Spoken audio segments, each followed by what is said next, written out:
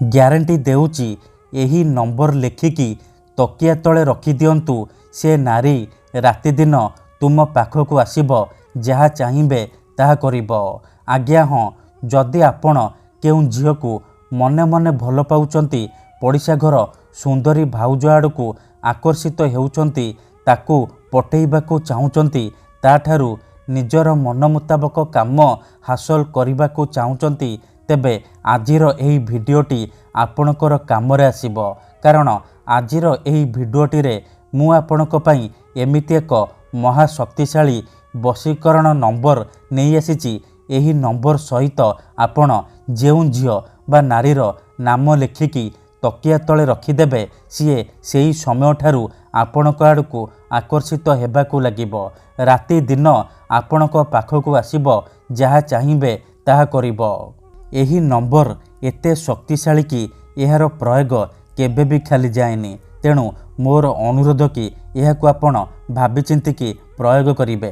ଯଦି ଆପଣ ସତରେ ସେ ଝିଅକୁ ଭଲ ପାଉଛନ୍ତି, ତେବେ ଆପଣ ଏହି ବଶୀକରଣ ପ୍ରୟୋଗ କରିବେ। ଅନ୍ୟଥା ମନରେ କୌଣସି ଖରାପ ଉଦ୍ଦେଶ୍ୟ କିମ୍ବା କୌଣସି ଖରାପ କାମ ପାଇଁ ଆପଣ ଏହି ବଶୀକରଣକୁ ପ୍ରୟୋଗ କରିବେନି। କାହିଁକି ନା ଏହି ବଶୀକରଣ ହେଉଛି ପ୍ରଚଣ୍ଡ ମହାଶକ୍ତିଶାଳୀ ବଶୀକରଣ। ଏହାର ପ୍ରୟୋଗରେ ହଜାର ହଜାର ଲୋକମାନେ ଲାଭବାନ ହୋଇଛନ୍ତି।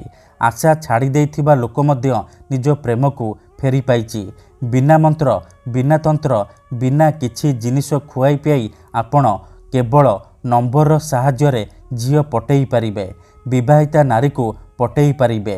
କେବଳ ଆପଣଙ୍କୁ ଏହି ନମ୍ବର ଲେଖି ତକିଆ ତଳେ ରଖିବାର ଅଛି। ତାପରେ ଦେଖିବେ ଚମତ୍କାର। ନମସ୍କାର ଫ୍ରେଣ୍ଡସ୍, ଓଡ଼ିଆ ଫଣ୍ଡା ଚ୍ୟାନେଲକୁ ଆପଣମାନଙ୍କୁ ସ୍ୱାଗତ।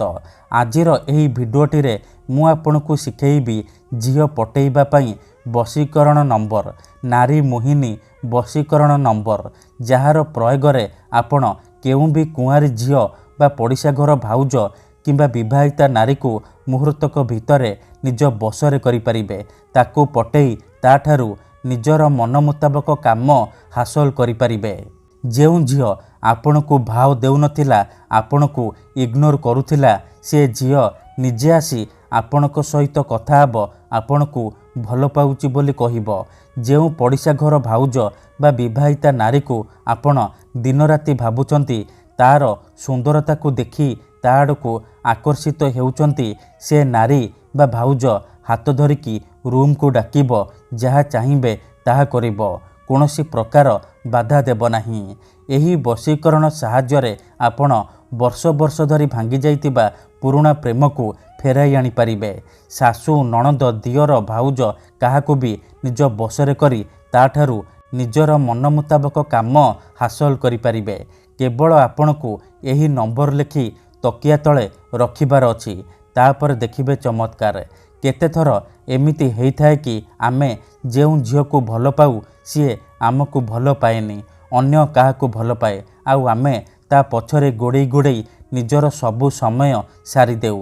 ଯଦି ଆପଣ ବି ଏହିପରି ପରିସ୍ଥିତିରେ ପଡ଼ିଛନ୍ତି, ଯେତେ ଚେଷ୍ଟା କଲେ ମଧ୍ୟ ନିଜ ପସନ୍ଦର ସେ ଝିଅକୁ ପଟେଇ ପାରୁନାହାନ୍ତି, ତେବେ ମୋ କଥା ମାନି ଆଜି ରାତିରେ ଶୋଇବା ପୂର୍ବରୁ ଏହି ନମ୍ବର ଲେଖି ତକିଆ ତଳେ ରଖିଦିଅନ୍ତୁ।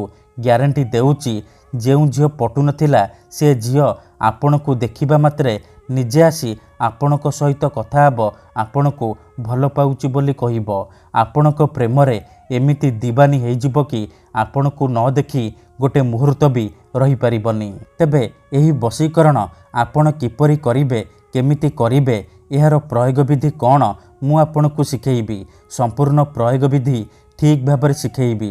ଜାଣିବା ପାଇଁ ଭିଡ଼ିଓଟିକୁ ମୂଳରୁ ଶେଷ ପର୍ଯ୍ୟନ୍ତ ପୁରା ଧ୍ୟାନ ସହିତ ଦେଖିବେ। ଅଧାରୁ ଛାଡ଼ିକି ପଳେଇଲେ କିମ୍ବା କାଟି କାଟି ଦେଖିଲେ ଆପଣ କିଛି ବି ବୁଝିପାରିବେନି।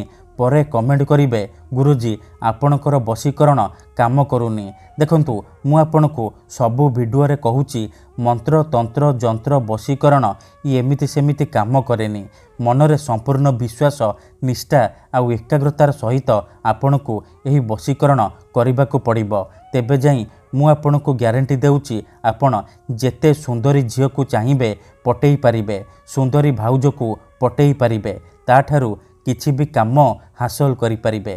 ତେବେ ଏହି ବଶୀକରଣ ଆପଣ କିପରି କରିବେ ଜାଣିବା ପୂର୍ବରୁ ଯଦି ଆପଣ ଆମ ଚ୍ୟାନେଲକୁ ପ୍ରଥମ ଥର ଆସିଛନ୍ତି ତେବେ ଦୟାକରି ଚ୍ୟାନେଲକୁ ସବସ୍କ୍ରାଇବ୍ କରି ପାଖରେ ଥିବା ବେଲ୍ ଆଇକନ୍କୁ ମଧ୍ୟ ଦବାଇ ଦିଅନ୍ତୁ, ଯାହାଦ୍ୱାରା ଆମେ ଯେଉଁ ବି ଭିଡ଼ିଓ ଅପଲୋଡ଼ କରିବୁ ସର୍ବପ୍ରଥମେ ଆପଣ ଦେଖିପାରିବେ ଆଉ ତାହାର ଲାଭ ପାଇପାରିବେ। ତେବେ ଚାଲନ୍ତୁ ଜାଣିବା ଏହି ବଶୀକରଣ ଆପଣ କିପରି କରିବେ। ମନେ ରଖନ୍ତୁ, ଏହି ବଶୀକରଣ ବିଧିକୁ ଆପଣ କେବଳ ଶୁକ୍ରବାର ଦିନ କରିବେ। ରାତିରେ ଶୋଇବା ପୂର୍ବରୁ କରିବେ। ବଶୀକରଣ କରିବା ପୂର୍ବରୁ ଭଲ ଭାବରେ ହାତ ଗୋଡ଼ ଧୋଇକି ସଫା ବସ୍ତ୍ର ପିନ୍ଧିକି ଏହି ବିଧି ଆରମ୍ଭ କରିବେ। ପ୍ରଥମେ ଆପଣ କ'ଣ କରିବେ, ଖଣ୍ଡେ ସାଧା କାଗଜ ଆଣିବେ, ଆଉ କଳା ରଙ୍ଗର କଲମ ଆଣିବେ, ଆଉ ଅଳ୍ପ ଟିକେ ଲାଲ ସିନ୍ଦୁର ଆଣିବେ। ତାପରେ ନିଜର ବିଛଣା ଉପରେ ବସି ପଡ଼ିବେ। କାଗଜରେ ପ୍ରଥମେ ଆପଣ ସେଇ ଝିଅ ବା ନାରୀର ନାମ ଲେଖିବେ ଯାହାକୁ ଆପଣ ବଶରେ କରିବାକୁ ଚାହୁଁଛନ୍ତି। ତା ପାଖରେ ନିଜର ନାମ ଲେଖିବେ। ନାମ ଲେଖିସାରିବା ପରେ ତା ତଳେ ଆପଣ ନମ୍ବର ଲେଖିବେ 363636। ଏହିପରି ଆପଣ ନମ୍ବର ଲେଖିବେ। ନମ୍ବର ଲେଖିସାରିବା ପରେ ସେ କାଗଜରେ ସିନ୍ଦୁର ଲଗାଇଦେବେ। ତାପରେ ସେ କାଗଜକୁ ମୋଡ଼ିକି ନିଜର ତକିଆ ତଳେ ରଖିଦେବେ। ତାପରେ ସେ ତକିଆରେ ମୁଣ୍ଡ ଦେଇକି ଶୋଇବେ, ଆଉ ଆଖି ବନ୍ଦ କରିକି ସେଇ ଝିଅ ବା ମହିଳାକୁ ମନେ ମନେ ଭାବିବେ। ତାର ମୁହଁକୁ ନିଜ ମନରେ ଭାବିବେ। ତାପରେ ଏମିତି ଭାବିବେ ଯେମିତି ସେ ଝିଅ ବା ନାରୀ ଆପଣଙ୍କ ବଶରେ ହେଇଯାଇଛି, ଆପଣଙ୍କର ସବୁ ଇଚ୍ଛା ପୂରଣ କରୁଛି। ଏହିପରି ଆପଣ ମନେ ମନେ ଭାବିବେ। ଏତିକି କରିକି ଦେଖନ୍ତୁ, ଗ୍ୟାରେଣ୍ଟି ଦେଉଛି ଯେଉଁ ଝିଅ ବା ନାରୀ ପାଇଁ ଆପଣ ଏହି ବଶୀକରଣ କରିଥିବେ ସିଏ ସକାଳ ହେବା ମାତ୍ରେ ନିଜେ ଆସି ଆପଣଙ୍କ ସହିତ କଥା ହେବ, ଆପଣଙ୍କୁ ଭଲ ପାଉଛି ବୋଲି କହିବ। ଧନ୍ୟବାଦ।